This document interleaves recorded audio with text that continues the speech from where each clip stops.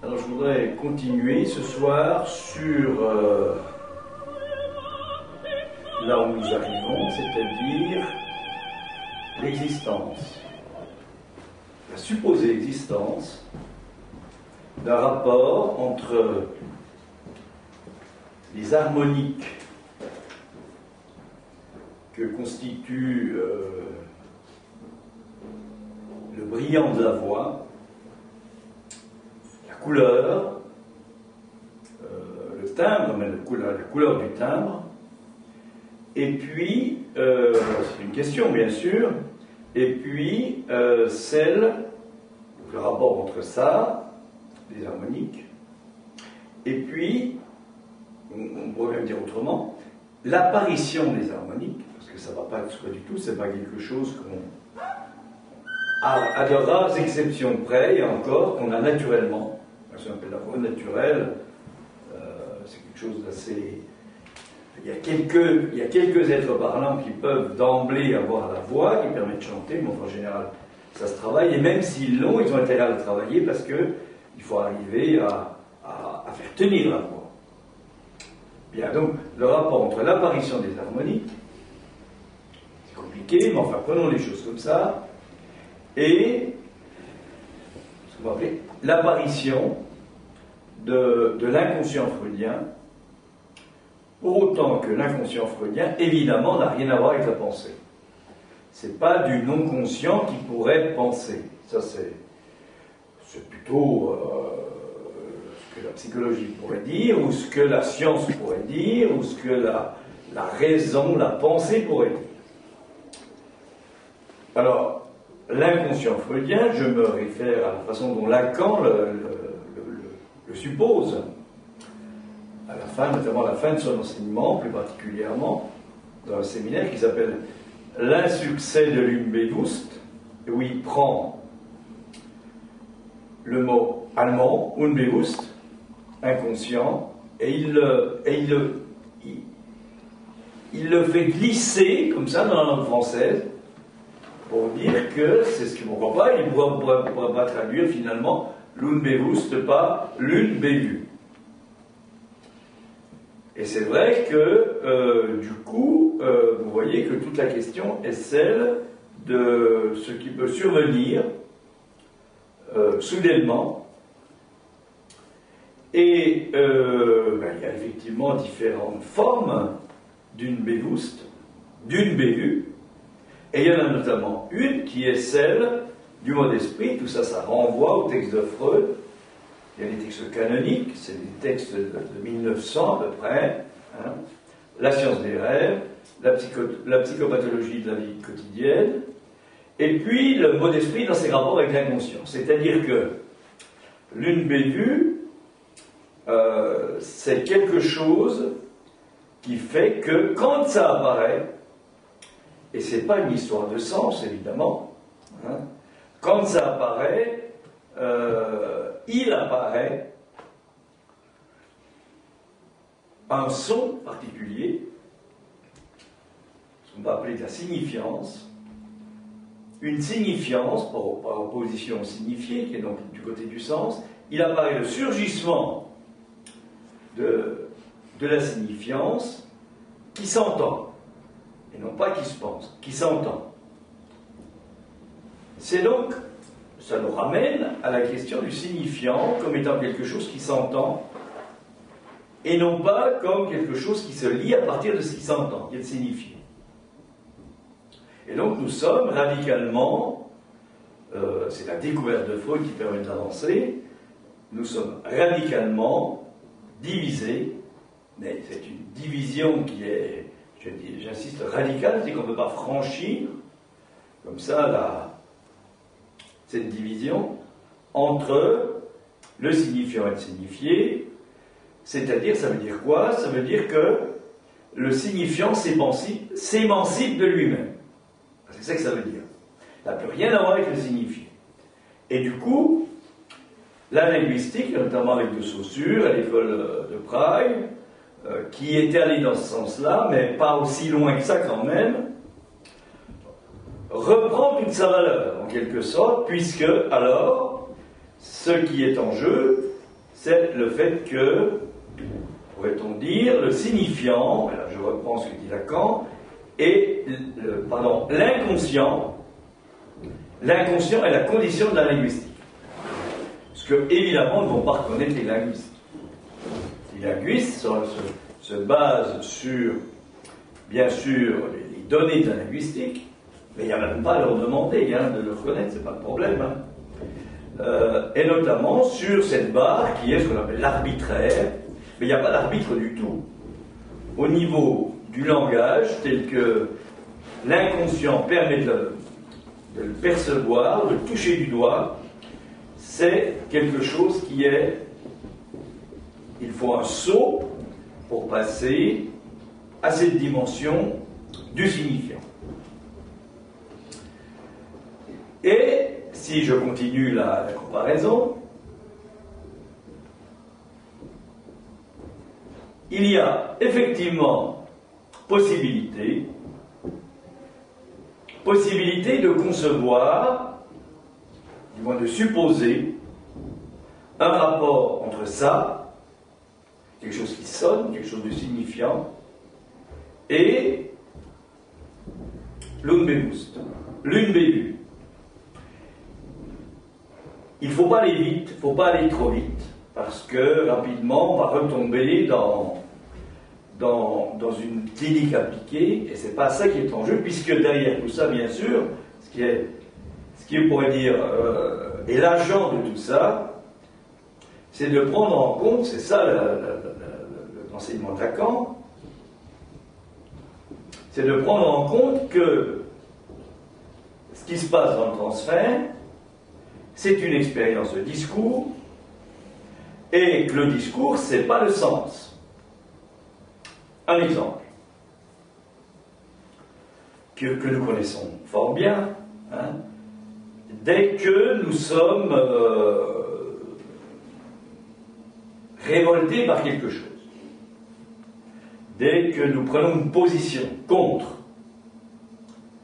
je ne sais pas, Dieu sait s'il y a possibilité de le faire, ce que pourrait indiquer l'expérience du discours, c'est qu'il ne suffit pas de se retourner pour ne pas être pris de la même façon que celui qu'on critique. C'est ça que ça veut dire. Et que le discours, il part du lieu d'où ça parle, et non pas de ce qui est dit. Ce n'est pas la dimension du dit. Alors, à ce moment-là, qu'est-ce qu'il est possible de faire? Pas grand-chose. C'est-à-dire que dès qu'on dit qu'on n'est pas d'accord, etc., en fait, on est déjà absorbé par le discours contre lequel l'on dénonce. Voilà le grand truc. C'est ça la dimension du discours. Et que la dimension du discours, elle ne prend pas parti pour l'un ou pour l'autre. Et l'expérience de l'inconscient résulte, c'est pour ça que ça ne peut que se toucher, ça surgit comme ça, puis ça s'abolit, c'est ce qu'on appelle le sujet de l'inconscient. C'est-à-dire que ce qu'il importe, c'est d'arriver à toucher du doigt l'inconscient dont nous sommes sujets. Mais ça veut dire toucher du doigt, ça montre bien que ce n'est pas une expérience comme ça qui délivre du sens. C'est pas ce qu'on dit habituellement, évidemment. Et je bascule évidemment, je fais un saut, c'est le cas de le dire. Lorsque on produit les harmoniques dont je vous parle par une expérience qui est celle de quoi? On va essayer de reprendre ça. Eh bien, ces harmoniques, ils surgissent de la même façon, c'est-à-dire qu'ils font sonner quelque chose qui s'entend, qui ne se comprend pas, et à partir du moment où ils ont sonné quelque chose parce que c'est là où j'en suis dans mon élaboration, parce qu'ils ont fait entendre une sorte de tresse, qui est le son à ce moment-là, tresse que je ne pense pas que les instruments scientifiques les plus perfectionnés peuvent démontrer, peut-être que ça peut le montrer. Ça veut dire que c'est au un par un que ça peut s'entendre, ça ne peut pas s'enseigner, comme ça, en tant que tel. Un inconscient ne peut pas s'enseigner du tout de la même façon. C'est pas quelque chose comme ça qu'on peut calculer, hein, même s'il y a des petites ambiguïtés chez Freud, c'est pas évident du tout. Hein. Dans la science des rêves, il dit que l'inconscient ne calcule pas, ne pense pas, etc. Bien sûr, le fait qu'il mette une négation, c'est problématique. Hein. Bon, donc on ne peut pas estimer l'inconscient, on ne peut pas le prévoir, on ne peut pas le penser en tant que tel. Alors, et je mets bien l'inconscient freudien pour bien montrer que c'est même l'inconscient freudien que l'on trouve dans le dire de Freud, mais que Freud n'a pas défini en tant que tel véritablement. Ce qui permet à Lacan de dire que c'est lui, Lacan, qui a pu parler de l'inconscient freudien, et il va dire que l'inconscient est structuré comme un langage. Et voici le mot important, le langage.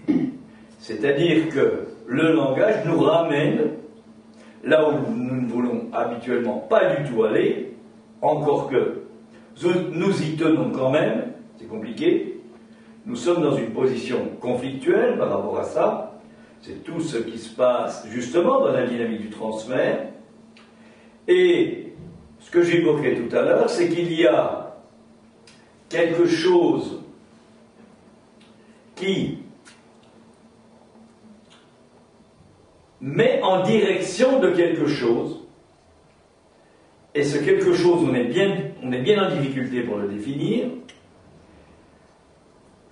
on ne le trouve pas comme ça chez Freud. Ce quelque chose, Lacan l'a appelé l'objet cause du désir. Ce n'est pas l'objet du désir. Ce n'est pas l'objet de la demande, c'est l'objet cause du désir, qu'il va appeler objet petit a, et c'est quelque chose, parmi notamment ces 4 objets qui sont définis, Freud a parlé de l'objet oral, l'objet anal, il a parlé un peu de l'objet scopique, pas beaucoup, mais il y en a un dont il n'a pratiquement pas parlé, c'est justement la voix. Donc voilà nos 4 objets, et la voix, comment est-il possible de parler d'un objet qui n'a pas d'être? C'est-à-dire que quand on parle de la voix habituellement, on en parle, ben oui, à partir d'un être qui, on pourrait dire, qui sonne, qui résonne, et cet être qui résonne, c'est celui qu'on peut mesurer, on revient, qu'on peut mesurer par des mesures tout à fait intéressantes, tout à fait avec des fréquences, etc. Hein. Mais c'est pas étranger à ça, mais c'est pas ça qui est en jeu dans la voix comme objet cause du désir. Alors, pour montrer justement que c'est très compliqué au niveau du sens, parce que nous sommes tous, on pourrait dire, conditionnés par le sens. Hein, nous avons d'ailleurs été obligés de passer par là pour communiquer. Compliqué, communiquer, hein, c'est une drôle d'histoire. Hein.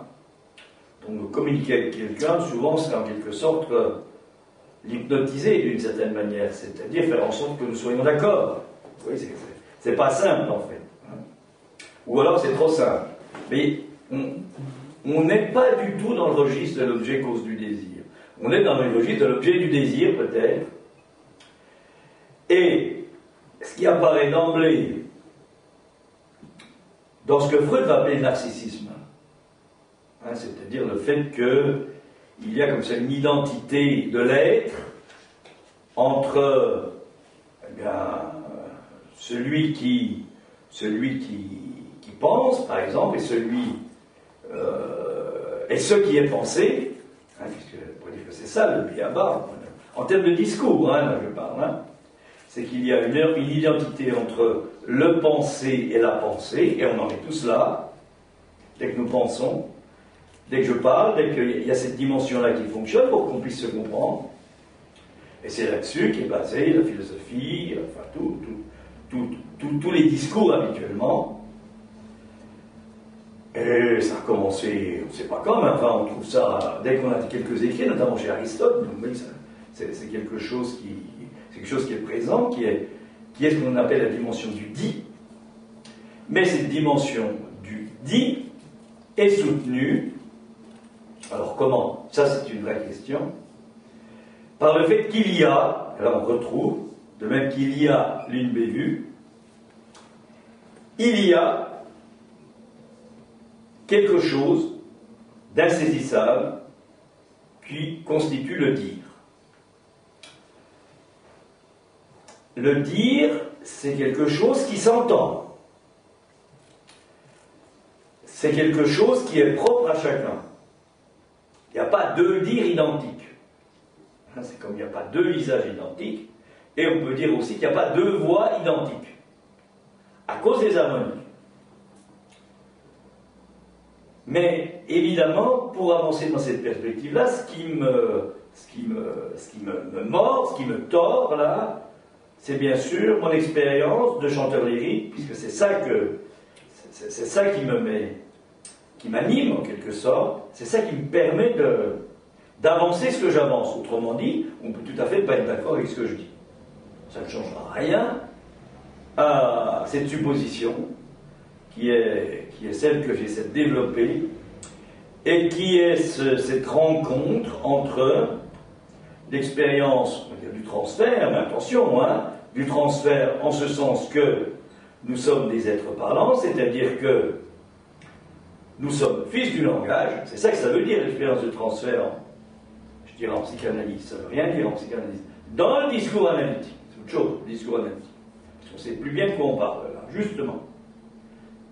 Je ne vais pas revenir sur les lettres avec lesquelles Lacan écrit ça, mais il prend des lettres parce que justement, comme dans la mathématique, les lettres échappent au sens. C'est-à-dire que on a A, B, C, grand S, grand A, etc. Donc c'est pas de quoi on parle, en fait. C'est-à-dire qu'on parle du fait qu'il y a un savoir qui ne peut pas se définir. Et ce savoir, nous en avons déjà parlé, c'est celui d'un certain espace de jouissance, celui qui est en jeu dans l'inconscient, qui fait que quand je parle troisième personne, quand le je parle,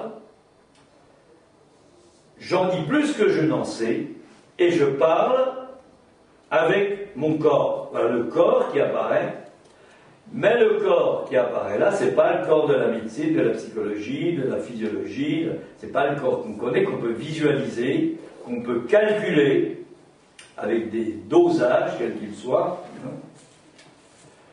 C'est à le prendre au sérieux. Je rappelle Lacan dans Radiophonie, le corps est ce qui peut porter la marque propre à le ranger dans une suite de signifiants. Et voilà la dimension du signifiant, c'est-à-dire du langage qui réapparaît. Autrement dit, le corps qui est en jeu, vous voyez, c'est pas du tout ce qu'on appelle le corps, c'est autre chose. C'est un certain type de rapport au signifiant. Alors on va parler par exemple, disons, du corps du symbolique, ben, c'est rapide. Dès qu'on parle du corps du symbolique, d'emblée vient une représentation, c'est un truc défini, délimité. Si on parle du signifiant, c'est plus défini, c'est plus limité. Le signifiant présente le sujet pour un autre signifiant. Voilà la définition. Donc oui, c'est tout à fait un autre univers, et c'est dans cet univers de jouissance que il y a de l'une bévue. Il y a de l'une bévue, c'est un article partitif, de l'une bévue, c'est pas il y a l'une bévue. Il y a de l'une bévue, comme on dit du pain. On ne dit pas de l'eau, on ne dit pas autre chose, on ne dit pas l'eau. C'est pas du tout pareil, c'est une partie à l'article partitif, et la partie, ça renvoie de toute façon à la parse, à quelque chose qui, étymologiquement, on peut peut-être prendre ça. On trouve ça dans quoi? Dans la parturition, dans quelque chose qui s'engendre, parturiant. Donc, il y a quelque chose comme ça qui peut soudainement être créé, apparaître. On en voit les traces dans le langage, bien sûr, du côté de cette parse-là. Et ce quelque chose, donc, nous l'expérience du transfert, le discours analytique, ce qu'enseigne le discours analytique, si on prend en compte la dimension du discours analytique, et ça ne va pas de soi du tout, pas du tout, il ne faut pas croire que ça va de soi. Pourquoi? Parce que même si on a fait une analyse, même si on analyse, on a la pensée qui fonctionne tout le temps, qui est toujours prête à se remettre devant, et Et ce quelque chose fait que tout porte à reculer devant cette, je reviens sur le même mot, cette dimension signifiante, cet espace de la signifiante, cet être, alors si on met être de signifiant, c'est plus du tout l'être, et alors la chose absolument extraordinaire auquel on ne pouvait pas du tout penser justement à partir de discours habituels, discours scientifique qui démarre au moment des Lumières, là, après la Renaissance, puis qui va conduire à quoi? À faire des petits, là, le discours du maître, le discours universitaire, dans lequel on est tous pris aussi. Puis il y a un discours particulier qui est le discours d'Hystérique qui remue un peu tout ça. Bon. Mais le discours analytique, c'est quelque chose qui advient comme un pas, comme un passage. C'est uniquement un pas. On peut prendre le pas, justement, avec toute la polysémie qui est dans ce mot-là. De telle façon qu'on ne sait pas bien justement de quoi on parle, c'est certainement pas la négation, c'est autre chose. Et quand on dit j'ai pas, je sais pas quoi, ben, on ne sait pas ce qu'on dit évidemment, parce qu'on croit qu'on dit je n'ai pas, j'ai pas faim, j'ai pas. Bon, c'est pas du tout ça, on ne sait pas ce qu'on dit. Tout ça pour montrer que ça ne va pas de soi de prendre en compte qu'il y a autre chose que le discours de la totalité. Il faut appeler le discours totalitaire, il n'y a pas besoin d'être dans les régimes totalitaires. Dès que je pense évidemment en totalitaire. Je ne peux pas penser autrement. Et même si, comme je le disais, je me révolte contre le totalitaire, je suis quand même pris dedans. C'est pour ça que je me révolte. Alors, j'essaie d'arriver à revenir au cri là, de Munch pour un peu parler justement de l'objet voix, l'objet cause du désir. Eh bien, mais il faut bien revenir quand même toujours sur les mêmes choses, et puis en revenant avec du coup, moi je fais quoi? C'est ça le problème. Ben, je creuse quelque chose. J'avance et je creuse, comme quand je répète, ce qu'on appelle le travail d'école, c'est-à-dire le travail sur le son, notamment sur les voyelles pour un chanteur, dans la technique italienne traditionnelle, notamment la voyelle I.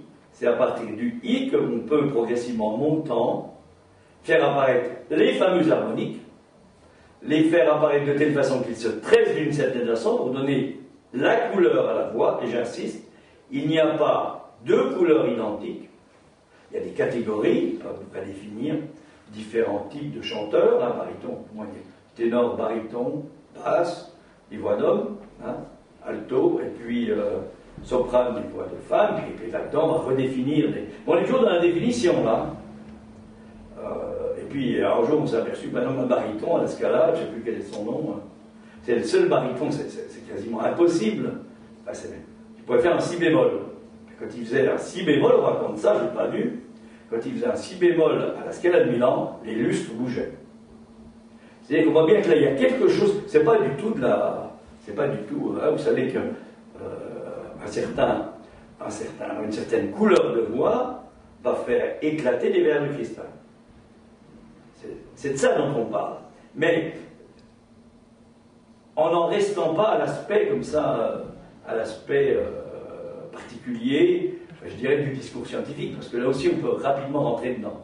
Ce qui m'intéresse, c'est pas que le verre de cristal saute, c'est que, et puis c'est même pas les phénomènes de résonance qu'on pourra trouver en physique, c'est pas ça qui m'intéresse, c'est que, premièrement, on parle du cristal de la langue, c'était pas par hasard, une langue cristalline, et Lacan, Dieu sait si c'est ça, il est ça, comme héritage, ce qui fait qu'on n'en parle pas beaucoup, parce qu'on n'en veut pas du cristal de la langue. Ce qu'on veut, c'est de la communication, aujourd'hui, c'est du sens, c'est savoir. Oui, dans quoi il se passe tout ce qui est en train de se passer, c'est-à-dire que c'est la persécution généralisée, il se passe n'importe quoi, n'importe où, c'est-à-dire que c'est toujours la même chose, on n'arrête pas d'en parler à la télévision, puis alors le lendemain, il y a un gamin qui sort un couteau dans un lycée, parce qu'on en a parlé toutes les 10 minutes la veille, à la télévision, sur le TLCI. C'est pas étonnant, je veux dire, il n'y a pas besoin d'aller bien plus loin. C'est pas de mettre des policiers qui va changer quoi que ce soit. Bon, je ne sais pas ce qu'il faut faire. Vous voyez, dès que je parle là-dedans, ça veut dire que je suis déjà pris dans le discours. Je ne sais pas ce qu'il faut faire, mais ça nous montre que nous sommes quand même drôlement, c'est le cas de le dire, si on peut rire un peu, drôlement aliéné. Et ceci sans le savoir, en croyant qu'on dit la vérité. Alors, qu'est-ce qui peut nous permettre d'être dans la vie, c'est-à-dire dans le langage, autrement? Eh bien, c'est la question de ces objets cause du désir. Ça, c'est l'enseignement de la psychanalyse. Et je vais revenir, parce que dès qu'on parle de l'objet cause du désir, alors je vais un peu rapidement, j'en ai parlé à Paris samedi dernier, ce sera bientôt sur son écrit, je vais appeler ça un air de sexe. Ce sera une vidéo, bien sûr. Eh bien, dès qu'on parle de l'objet cause du désir, alors ça, c'est une découverte, parce que Lacan, parce que Freud, il vient buter sur quelque chose qui s'appelle Was will das Weib. Que veut la femme? Il vient buter là-dessus, c'est qu'il y a quelque chose, il perçoit bien qu'il y a quelque chose là. Or, tout le séminaire, les séminaires de Lacan des années 71, 72, 73, 74, notamment, séminaires encore notamment, sont une réponse à la question à laquelle Freud ne peut pas répondre, mais qui est quand même dans le dire de Freud. Ça ne veut pas dire que Freud s'est trompé, pas du tout. Ça veut dire que les élaborations freudiennes trouvent une butée parce qu'il n'arrive pas véritablement à basculer dans le champ de la signifiance. Et pourtant, 25 ans avant, il a parlé du signifiant. Pour montrer à quel point c'est compliqué, ce dont j'essaie de parler.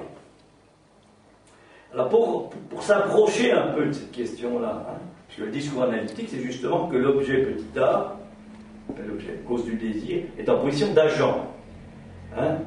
Petit a, rien pour écrire, petit a avec une barre qui est bien assis, comme on dit, sur le S2, c'est-à-dire sur le savoir. Donc, comment est-il possible d'approcher cette dimension du petit a, dont vous voyez, dans l'expérience du transfert, et dans cette expérience particulière, qui est aussi une expérience du transfert, évidemment, celle que je découvre et celle du chant lyrique, à condition de ne pas limiter le transfert au transfert sur quelqu'un. Le transfert n'est pas sur quelqu'un, c'est un transfert sur la dimension du savoir. Lacan va bien épingler le sujet supposé savoir. Le transfert, ça a à voir avec le savoir. Alors bien sûr, quelqu'un va représenter le savoir, mais là on est dans l'imaginarisation des choses déjà. On est déjà sorti du champ, il faut revenir, qui est le champ de la signifiance. Eh bien, c'est-à-dire le champ du langage, signifiant, ça rentre au langage, c'est-à-dire le champ de l'autre, et grand A, que Lacan écrit avec une barre, écrit, c'est pas une écriture, c'est un écrit, c'est pas j'écris quelque chose, quelque chose pour qu'on le comprenne. Quand il dit la femme n'existe pas, la lecture, c'est le signifié, la femme n'existe pas, qui est donc la lecture d'un algorithme, qui est une barre sur le grand A, et puis après femme, ça se dit comme ça, mais c'est pas ça le signifiant. Ça c'est du signifiant.